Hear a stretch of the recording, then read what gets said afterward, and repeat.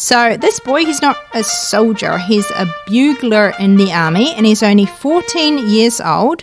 So every morning his job would be to blow his horn to wake up the camp. So Willie was someone who loved God and listened to God and wanted to please God. He was a very quiet boy. But some of those rough soldiers were very mean to him and made fun of him because of his faith and because of how he lived. And especially those who were in the same tent as him were really, really mean to him. Now, one night, one of the soldiers, they ruined the targets so that the next day they couldn't have a practice drill. Now, the commander, he was trying to find out who had done this. He found out that it was a person from Willie's tent, but he couldn't find out which of the guys it was. And so he tried as hard as he could to find out who had done it.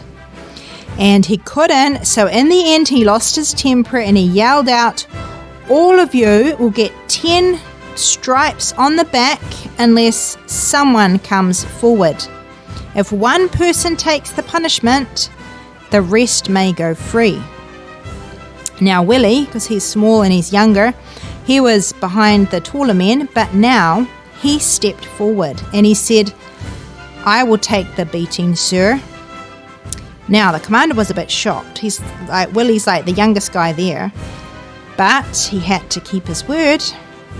So poor Willie, an innocent Willie, he was tied to the post, and the man had to start beating him. And as he did the 4th blow, and this is like on his bare back, that guilty man who was standing there watching, feeling very bad, he ran forward shouting, "Stop, stop." And he gave Willie a hug and he said, "I did it.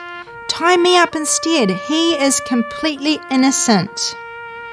But Willie whispered, "No. The commander's word must stand. I am taking your beating. You are free." And after he'd whispered those words, he fainted from the pain. Now, isn't that a neat story of someone showing love for others? You know, that boy was innocent, and yet he took the punishment for somebody who was very guilty. And that is a really neat picture of what Jesus has done. When Jesus suffered, and he was also beaten before he died on the cross, he was innocent. He had never done anything wrong in his whole life. And yet he willingly took all of that for sinful and guilty people.